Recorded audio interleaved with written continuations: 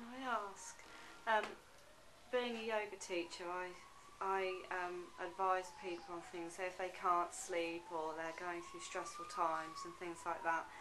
And I myself have times when I can't sleep. You know, I might go through a week or two where I wake up at the same time in the middle of the night every night and I can't go back off to sleep.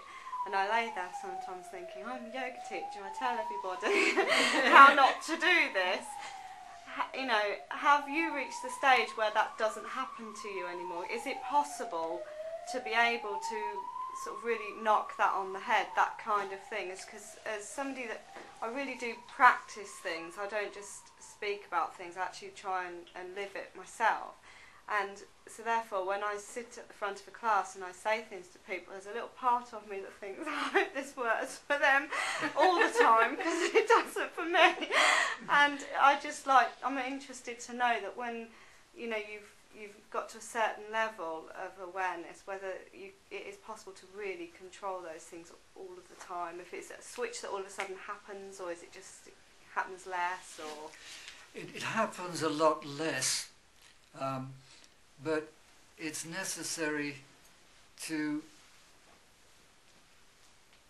put in a mantra, a very gentle mantra. If you can't sleep, for example, you need to put in a gentle mantra and keep repeating that over and over.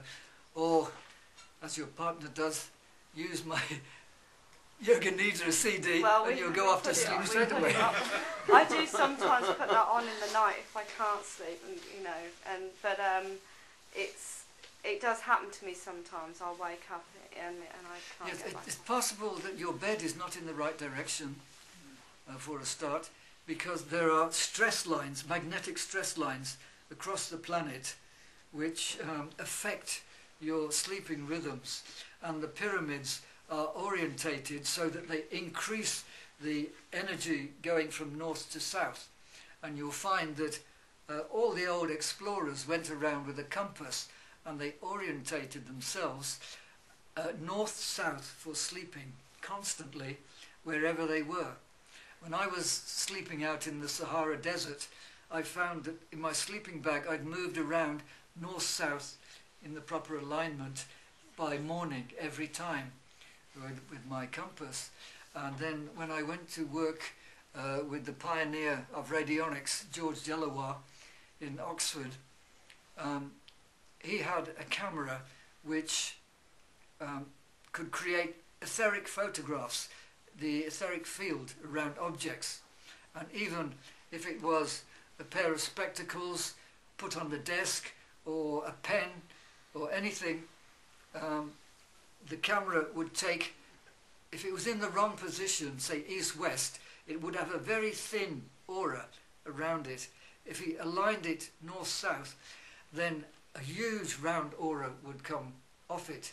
The same with growing crystals. If they're orientated north-south in a pyramid form, they grow much faster and better. And he found that if his desk was orientated north-south, he could work better, his head was clearer. And so I fix all the beds in my house north-south, and I find I sleep much, much better that way. In fact, I can't sleep at all. If I'm east-west, it takes me 2 or 3 hours to go to sleep. If I'm west-east, I'm waking up every hour all through the night. If I'm south-north, then I lie there in Yoga Nidra the whole night. Even if I've been driving 1,000 miles and I'm totally exhausted, and I say, well, it doesn't matter which way I sleep tonight, I can't sleep at all if I'm south-north. Is north your head and south the your head feet? north, feet south, yes.